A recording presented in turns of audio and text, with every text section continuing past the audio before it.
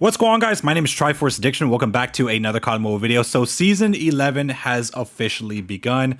I believe this is actually the last set of 2 seasons that we're going to be getting for the year before we reset back to season 1. So today I do want to discuss the newly released main weapon for the battle pass, which of course is the Groza assault rifle. So this gun originated from Call of Duty Black Ops Cold War. And it was actually one of the DLC guns of that game. I believed it was actually one of the first DLC assault rifles to be released for that game during Season 1. During that time, I kind of already quit the game and moved back to COD Mobile, where I just stayed on this game full time. And yeah, I never really got to play with this gun at all. So any prior knowledge you guys probably thought I had for this gun is not actually there. But there is a fun fact about this gun. So of course, Cold War took place in the 1980s, around 1983 and 1984. But weirdly enough, the Groza was actually manufactured back in 1990. So this gun was actually a decade, or I guess a little less than a decade ahead of, the setting of Black Ops Cold War. I'm not sure if they added this by mistake and did not look up the history, or maybe they just put it in because it does kind of look like a 1980s type of gun. But the history doesn't matter too much. I thought it was kind of like a little fun fact that you guys should probably know.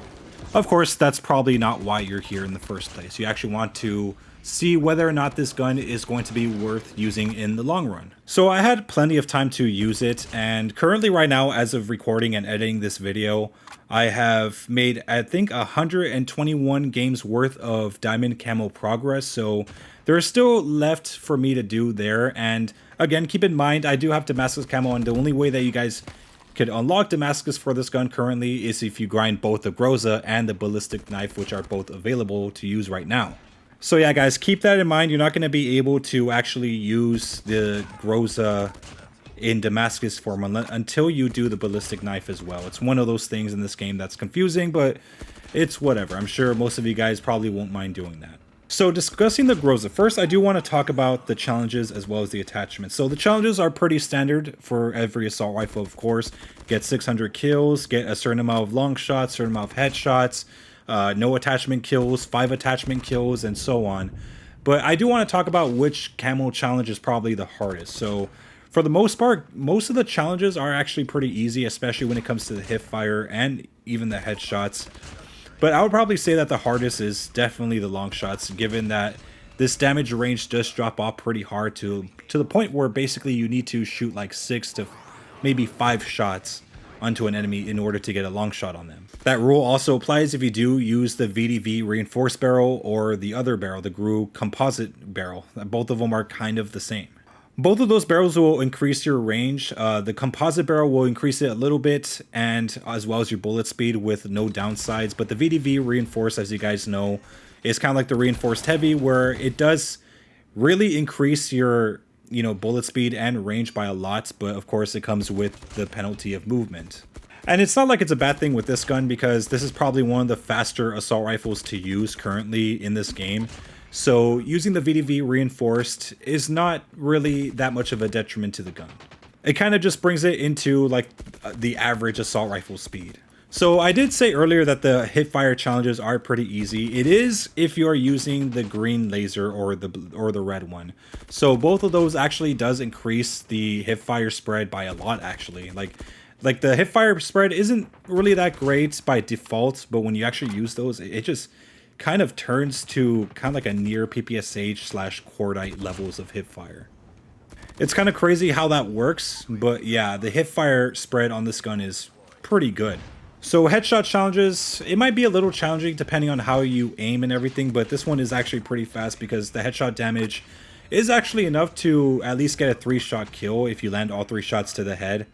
But I would say that you have to be pretty accurate. So now let's actually talk about the attachments, because I mean, some of it's kind of important, some of it's kind of not, but I would say it's pretty standard for a Black Ops Cold War type of attachment setup. I mean, I did mention the GRU composite barrel, which increases your range by a little bit and your bullet speed, and of course the VDV that decreases your speed but increases your bullet speed and range even more.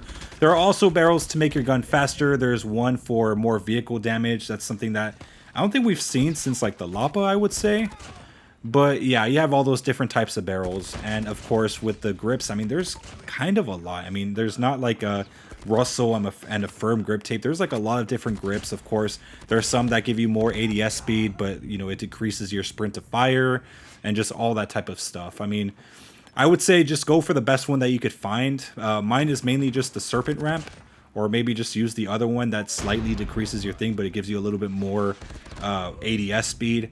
As for the stocks, they're named differently, but they work more or less the same, kind of like the agile stock or whatever they're called. I would say the KGB pad was probably the best one that I could actually find, since that one gives you like the most speed, especially if you are using the VDV reinforced, since you do lose quite a bit of strafing speed.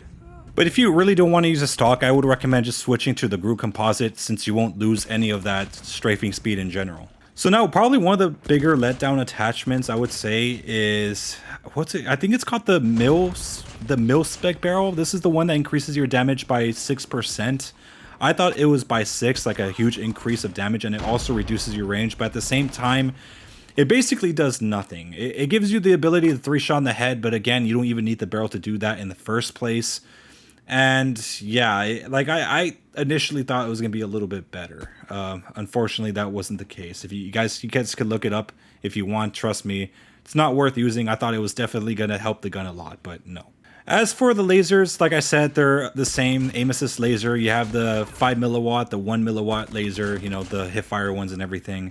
All that's basically the same. As for the foregrips, such as like the Field Agent, the Black Ops foregrip, they're all there.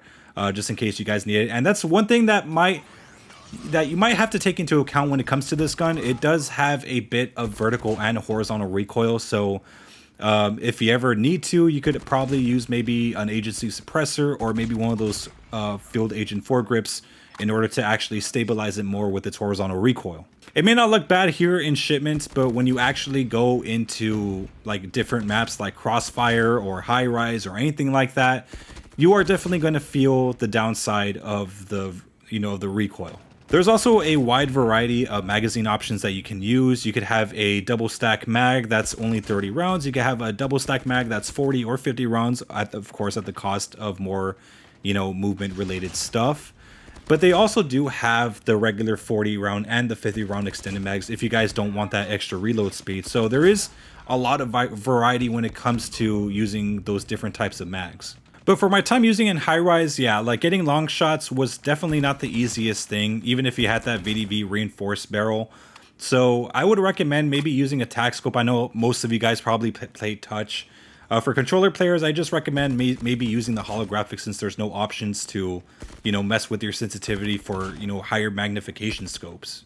Not only it helps you with long shots, it also does help you a bit with the headshots as well. So I did notice that like the amount of headshots I was getting spiked up more when I was using the holographic sight, so it does help a bit. But yeah, overall, like at least based on shipment, it's a pretty decent gun. It's very good when it comes to its movement speed in general, but of course, when I start using it on Diamond, I'll give a more, I guess, in-depth review on how it could perform and how, like, I guess what not to do with it. But yeah, I would say right now, it's kind of like a nerf down Maddox, or maybe a nerf down type of, I guess, Growl. That's the best way I could put it. It has nearly the same bullet speed and everything. So it's, I guess, just a Black Ops version of the Growl or a Maddox. But that's all I have to say in the matter. So anyways, hope you guys enjoyed. Make sure to leave a like. Make sure to subscribe for some more COD mode content. I'll see you guys next time. And yeah.